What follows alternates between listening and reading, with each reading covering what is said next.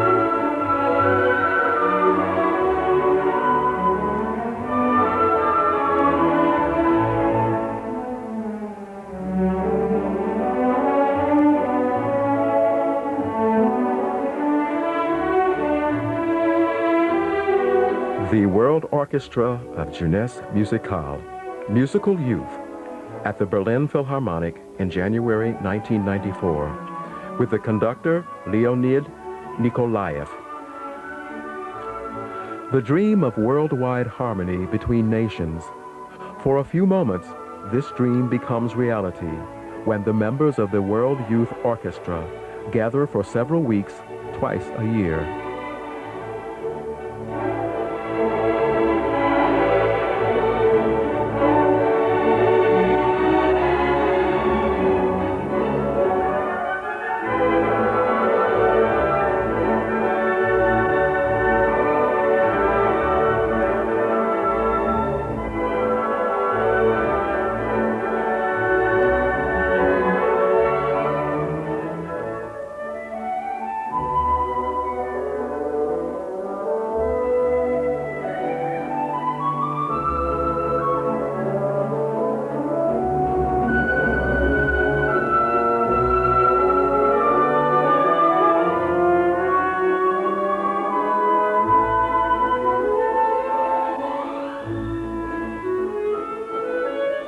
At Glienicke Castle, located between Berlin and Potsdam, 100 young musicians from more than 40 countries and all 5 continents have lived, worked, practiced, and had fun together.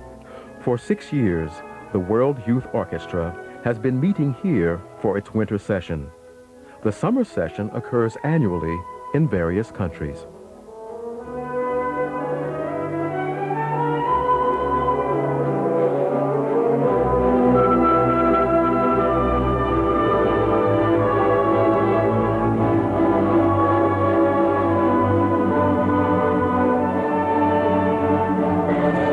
Are you friends?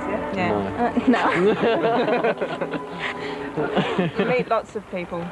Very fine people. That you like? Yeah. That I like.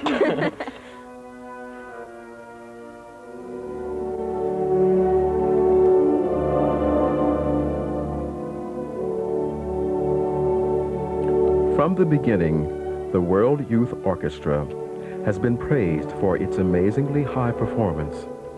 Success was well earned this year from the concerts in Stettin, Poland, Leipzig, and in Berlin. Their dynamic flexibility, rhythmical discipline impressed and excited critics and audiences alike.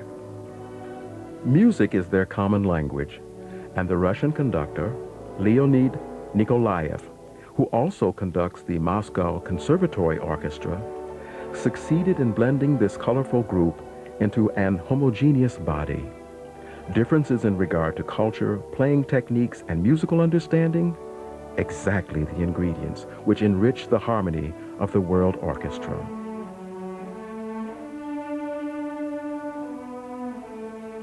Tchaikovsky's Pathetique. The work begins with sectional rehearsals. The cello group with Philharmonic tutor Peter Steiner.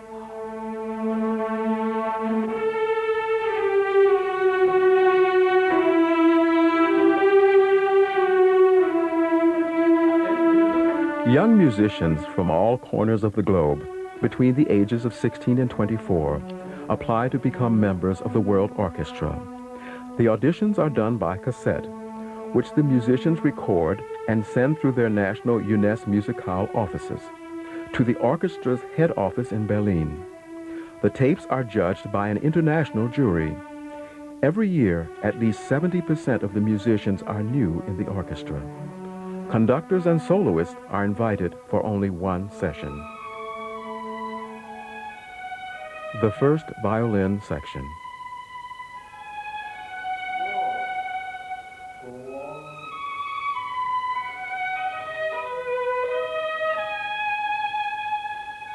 Now. Concertmaster Leon Spierer. Experienced musicians and teachers, mostly members of the Berlin Philharmonic Orchestra, rehearse with the different sections.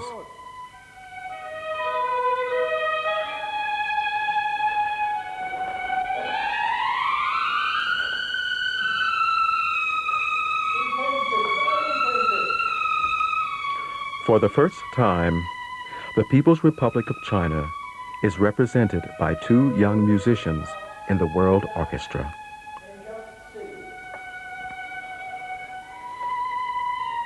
Cubans, Americans, Lithuanians, Russians, Israelis and Egyptians have all sat next to each other in the World Orchestra and made music together. The future of the orchestra is, however, dependent on the success in finding sponsors to finance these sessions.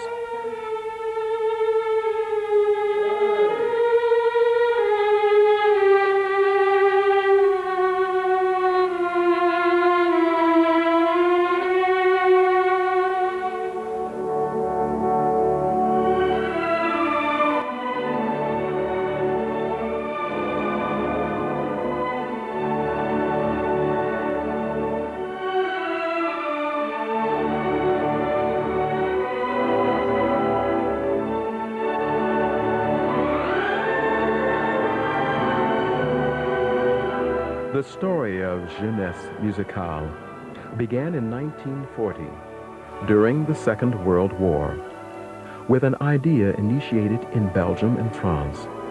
After the war, the organization quickly spread all over the world, working in conjunction with UNESCO.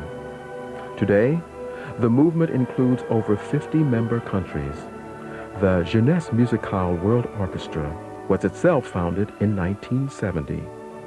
Rehearsal sessions and concerts have been led and conducted by many famous personalities, such as Leonard Bernstein, Zubin Mehta, Eduardo Mata, and Charles Dutoit, to mention a few. Understanding, tolerance, and respect for other cultures and traditions have been a reality since the orchestra's founding. The World Orchestra not only contributes to the cultural life of the host countries, but also receives vital impulses from the activities that these cultures offer. For instance, the program of the winter session included visits to the Berlin Philharmonic to observe a dress rehearsal of the Berlin Philharmonic Orchestra under Claudio Abbado, a concert with Zubin Mehta, and attendance of opera performances.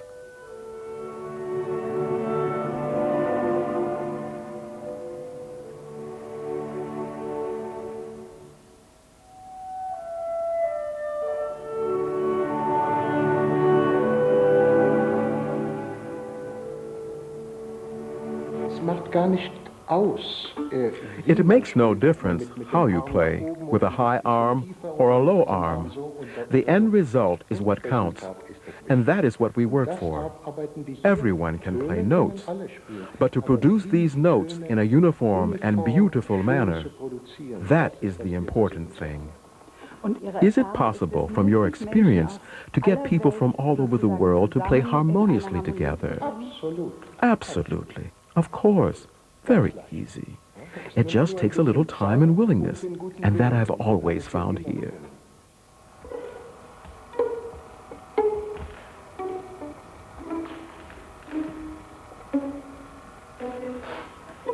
Remember to breathe from the second note. I hear too much pizzicato, no pizzicato. If we want a soft pizzicato, I would use the second finger. Have you seen that there are even some soloists who use the thumb for a pizzicato? You do. Wonderful. Because it has more. Now you get fine. Show us. Show us. Show us. Show us. Show us.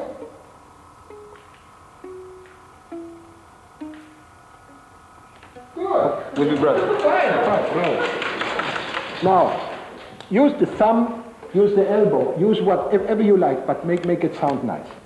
All right? Good? 3, 4, 1. It has to be magic.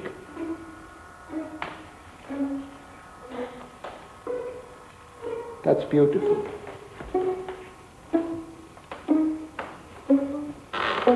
I came here all over the world, and I think it's a great idea to gather all the musicians together and play. It's so much fun. Many kind of people like music. It's I also played last summer and am continually learning something new. It's very pleasant. We have a very, very good coach, I think, and I'm happy to be here.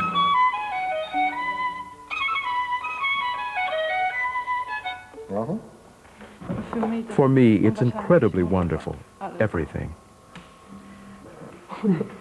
The language of the music is one as well. I believe there is no problem.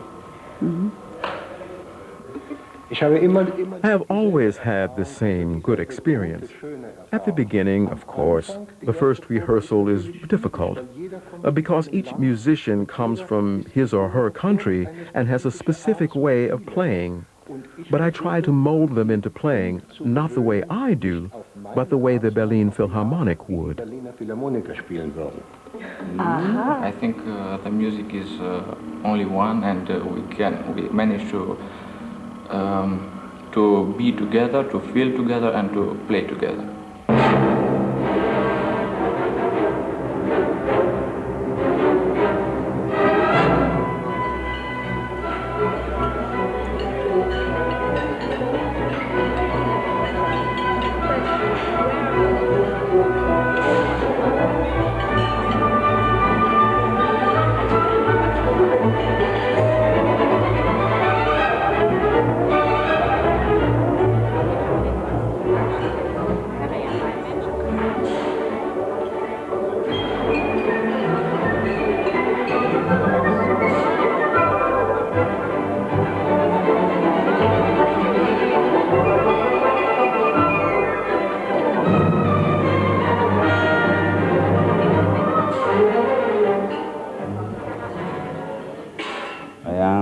Here because I like the music.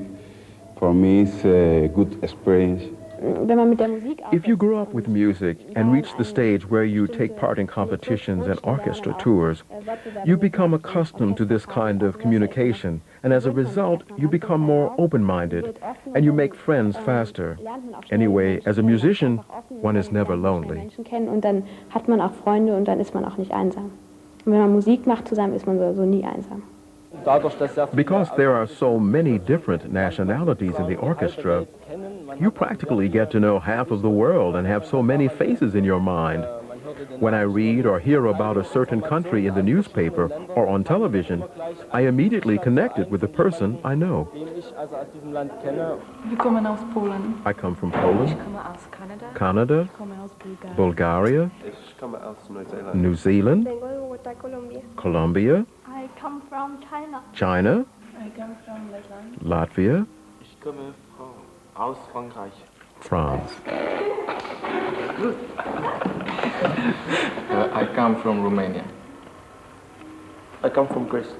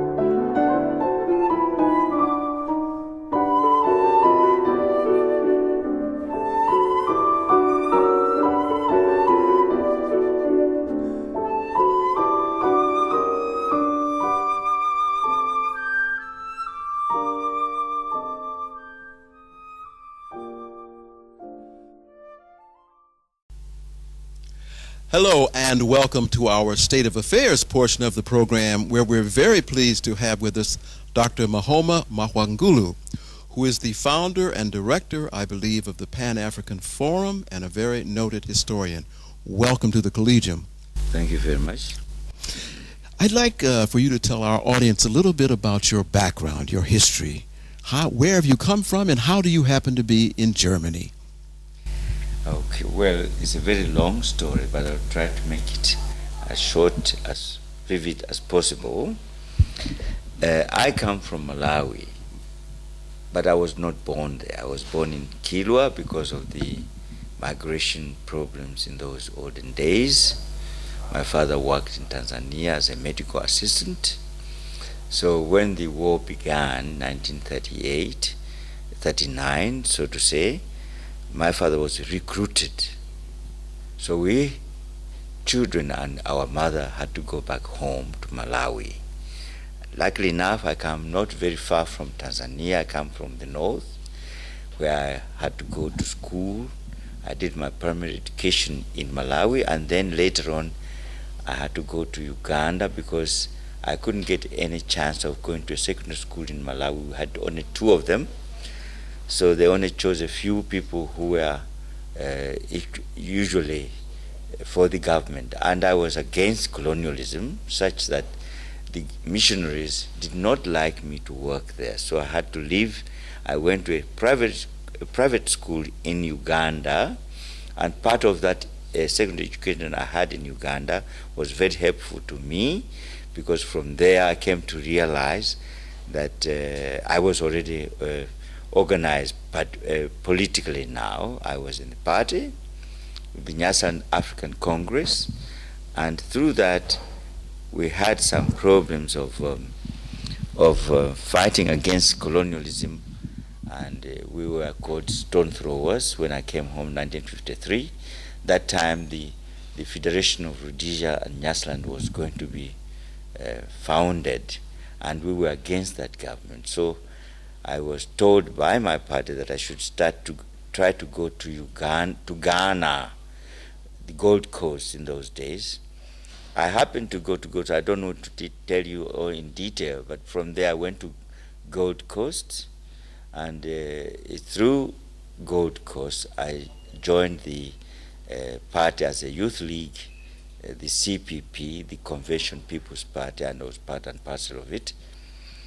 And from there is when I came to realize how the political differences were concerned as far as colonial matters are concerned. So from there, I happened to be helped by the government of Ghana, because Ghana was then trying to help all the liberation movements.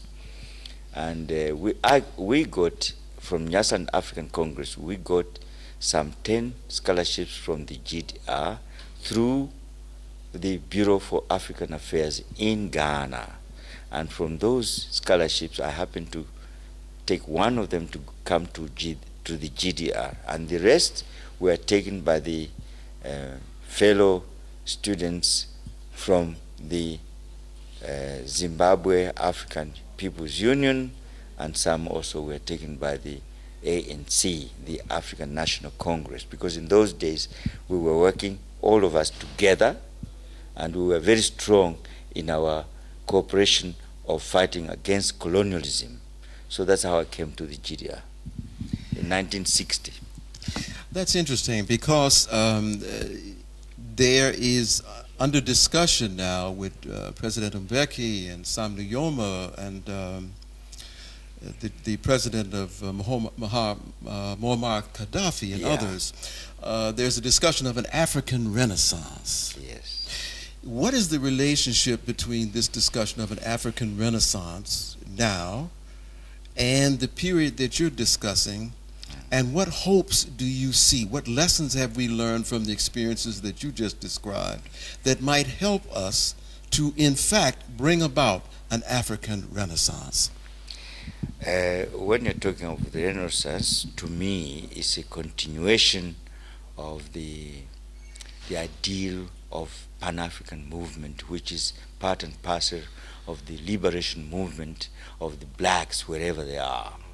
So in that case, if I combine Renaissance to mean that, then I feel that what Gaddafi is doing and trying to bring up the ideal of having a real unity of Africa is to me something great. And I should say here frankly that I am on his side in that he has even given up some kind of awards to those young people who were sons of people who suffered a great deal as far as Pan-Africanism is concerned. That is the son of Du Bois. He called him to give him an award, and the two sons of Dr. Kwame Nkrumah. These people have been given these highest awards from the government of Libya through Gaddafi. Shows that here is a man who has really understood what Nkrumah and Du Bois wanted for Africa, for all of us, that unity is the only way of us coming together in order to get forward. Of course, he told all the others that they should think about this unity. They met early in first in Libya, and then they came to meet in Togo. They were all there. Some of them were a bit, the African leaders, some of them were not very sure of this unity, but they were convinced about this unity. What is going on about, what is happening now, by deviating from this ideal of unity to something different, I have a feeling that if we don't follow exactly what we want as far as unity is concerned, and we start listening to the imperialists again, it means we are deviating from our struggle towards unity by following something which these people have always been telling us. In fact, I have that feeling very strongly that whatever they are saying about NEPAD or MAP or whatever they are called, there are things which are not coming from the very Africans. These are some of those things which I have a feeling that they come again from Europe again, by new methods of having their neocolonializing methods of having us exploited day in and day out. And that's why we have to be very careful, all of us, we Africans, that if we do anything towards this struggle, we have to start right to have something from us ourselves, by controlling ourselves, by saying this has come from us and we want it done by everybody. But if we are listening to Europe again, it means we are compromising from the neocolonialist methods of being dictated and being organized again in a neocolonialist way.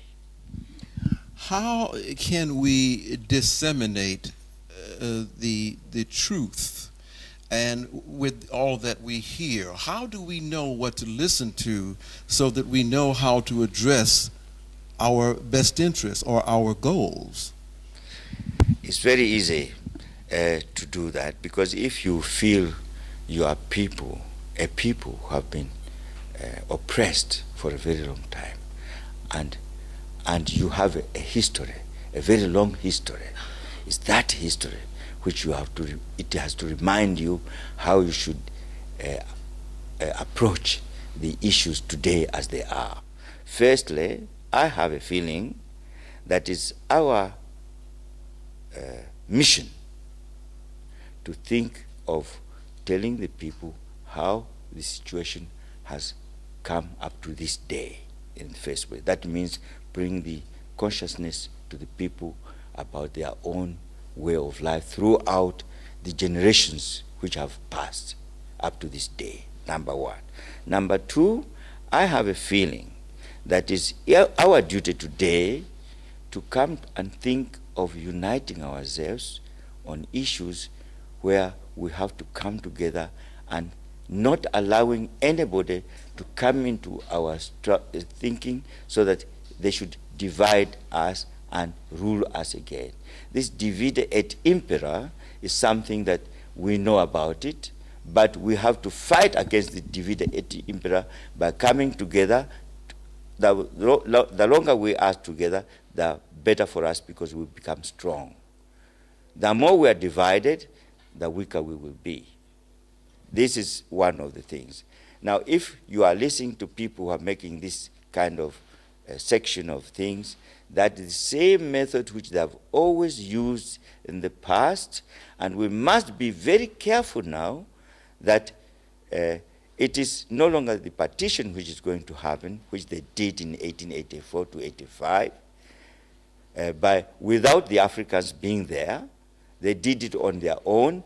They can do it again, but in a very wonderful, clever way, by the method of globalization, which will turn up to become the same method again of divide et impera. Please tell our audience about your organization, the Pan-African Forum, and its relationship to the planned conference in 2004, please. Well, my organization, the Pan-African Forum, is not new.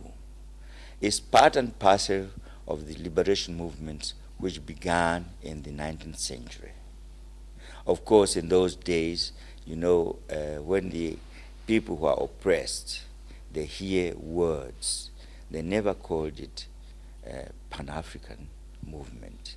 That time, they had to use words which were catching words at the time they lived. That was, they used to call it Pan-Negro movement. Pan-Negro movement, it is not something which was good for us, but we used the words which the imperialists wanted us to sort of make us down. Then we use those words in order to tell them that whether you like it or not, we are also human beings just like you. So we accept that word Negro. So we use that word. That's why Paul Robeson even sang that word. And many things, I can quote so many people who used to say that word, that I am a Negro, as you are saying, but I know who I am. Let me ask you, when we talk about the education process, because we have to go to break, would you consent to come to the Collegium on a regular basis and offer this information, these insights, and this education that we all require? Yes, I think that is one of my, as part and parcel of this struggle, it is my responsibilities. Thank you very much. To do that.